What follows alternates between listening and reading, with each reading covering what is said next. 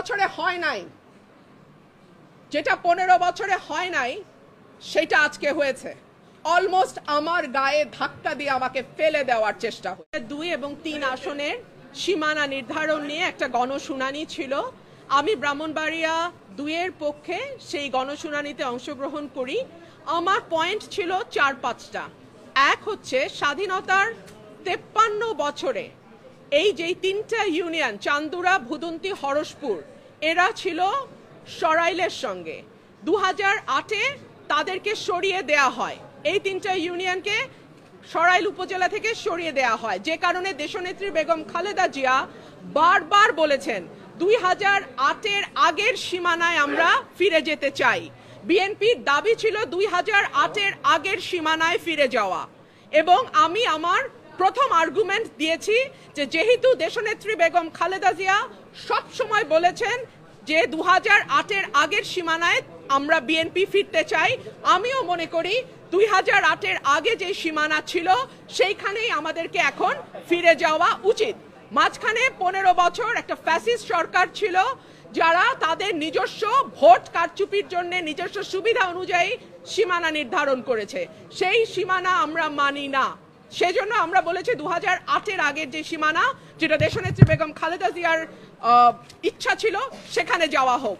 2 হচ্ছে, আমাদের ভোটার সংখ্যা 6 লক্ষ, মানে বিজয়নগরের ভোটার সংখ্যা বা ব্রাহ্মণবাড়িয়া 3-এর ভোটার সংখ্যা 6,10,000, আর আমাদের যেটা সরাইল আশুগঞ্জ সেখানে ভোটার সংখ্যা 4,20,000-এর মতো, আর এই 3টা ইউনিয়নের ভোটার হচ্ছে 1 লক্ষ।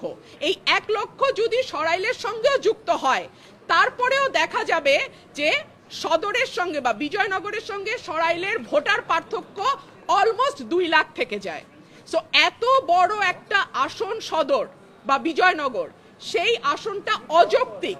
বরং সরাইলের সাথে যদি 3টা ইউনিয়ন চলে আসে তাহলে ভোটার সংখ্যায় একটা ব্যালেন্স তৈরি হয়। 3 হচ্ছে, এই 3টা ইউনিয়নে যারা বাস করে, ভুদন্তি, চান্দুরা এবং হরসপুরে, তাদের জমি জমার বেশিরভাগ কাজ সরাইলের সঙ্গে থাকে। সো তাদের জমির রেজিস্ট্রি থেকে শুরু করে অন্যান্য যে দাপ্তরিক কাজ, সেটা সরাইল ইউনিয়নে গিয়ে করতে হয়, সরাইল উপজেলায় গিয়ে করতে হয়। সে কারণে আমি বলেছি এই 3টা ইউনিয়নকে সরাইলের সঙ্গে যুক্ত করে দেয়া হোক। আরেকটা কথা, 3টা ইউনিয়নের লোকজন যদি বিজয়নগরে যায়, তাদের যাতায়াতের সময় লাগে অলমোস্ট 1.5 থেকে 2 ঘন্টা, আর যদি তারা সরাইলে আসে তাদের সময় লাগে 15 থেকে 20 মিনিট। তাহলে আপনারাই বলেন, যেই 3টা ইউনিয়ন বিজয়নগরে যেতে 1.5 ঘন্টা লাগে, আর যদি 10 মিনিট 15 মিনিটে তারা সরাইলে আসতে পারে, তাহলে তাদের কোথায় থাকা উচিত? সরাইলে থাকা উচিত নাকি বিজয়নগরে থাকা উচিত? এই প্রশ্নগুলোই আমি নির্বাচন কমিশনে তুলেছিলাম। অত্যন্ত দুঃখজনক ব্যাপার হলো, এখানে একটি মারামারি হয়েছে। আমি যেহেতু একজন আইনজীবী, আমি মনে করেছি আমার কেস আমি নিজেই প্রেজেন্ট করব। সো আমার কেস আমি প্রেজেন্ট করেছি। আমি আশা করেছিলাম নির্বাচন কমিশনের সম্মানের দিকে তাকিয়ে ব্রাহ্মণবাড়িয়া 3-এ যারা আছে তারা গুন্ডা পান্ডা নিয়ে ঢুকবে না নির্বাচন কমিশনে। বাট আনফরচুনেটলি আমি দেখলাম ব্রাহ্মণবাড়িয়া 3-এ যিনি প্রার্থী, তিনি তার সদল বলে 20-25 জন মিলে গুন্ডা পান্ডার মতন তারা সেখানে আচার আচরণ করলেন। অত্যন্ত দুঃখজনক, অত্যন্ত লজ্জাজনক, এবং আমি মনে করি এটা কমিশনের যে ভাবমূর্তি, যে গাম্ভীর্য এবং যে সম্মান, সেইটার সঙ্গে এটা যায় না। আমি আপনাদেরকে কিছু ছবি দেখাচ্ছি। তারা এলাকায় বিভিন্ন মানুষকে কিভাবে পিটিয়ে পিটিয়ে তারা স্বীকারোক্তি আদায় করেছে। So this is there nature. হ্যাঁ, এখনো ইলেকশন আসে নাই, একটা সীমানা নির্ধারণ নিয়ে এলাকায় এইভাবে তারা পিটিয়ে, ব্রাহ্মণবাড়িয়া 3-এর যিনি আছেন তিনি এইভাবে পিটিয়ে পিটিয়ে মানুষকে স্বীকারোক্তি নিয়েছেন।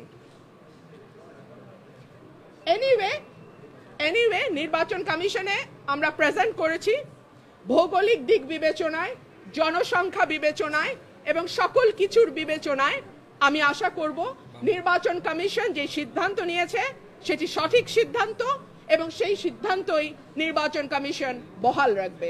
ওই যে মারামারি যে বিষয় বলছিলেন, আসলে ওটা উৎপত্তিটা কিভাবে হলো? যেহেতু ওদের 10 জন 12 জন মিলে কথা বলছে, সো আমি একজন কথা বলেছি আর আমার পক্ষে একজন ডাক্তার উনি কথা বলেছেন। আমি কোনো গুন্ডা বদমাশের মেলা করি নাই, করতে চাইলে করতে পারতাম, গুন্ডা আনতে চাইলে গুন্ডা আনা যায়, অসুবিধা হয় না। আমি ভদ্রলোক নিয়ে এসেছি, ভদ্রলোক আসবেন, কমিশনে শুনানি করবেন, রায় হবে, যেটা রায় হয় হবে। কিন্তু তারা যেহেতু গুন্ডা পান্ডা নিয়ে এসছে এবং আবল তাবল বকছে, কথা বলেই যাচ্ছে, আমি লাস্টে একটা কথা বলার জন্য দাঁড়িয়েছি, এবং যেটা 15 বছরে হয় নাই সেটা আজকে হয়েছে। অলমোস্ট আমার গায়ে ধাক্কা দিয়ে আমাকে ফেলে দেওয়ার চেষ্টা হয়েছে। যেই বিএনপির নেতা কর্মীদের জন্য গত 15 বছর লড়াই করলাম, তারা আমাকে এখন ধাক্কা দেয়। তো ঠিক আছে, ধাক্কার বদলে তো ধাক্কা আসবেই, তাই না? সেটাই হয়েছে। নির্বাচনের আগে একটা সীমানা নিয়ে যদি এইরকম আচরণ আমরা দেখি নিজের দলের মধ্যে, হু নোজ নির্বাচনে কি হবে।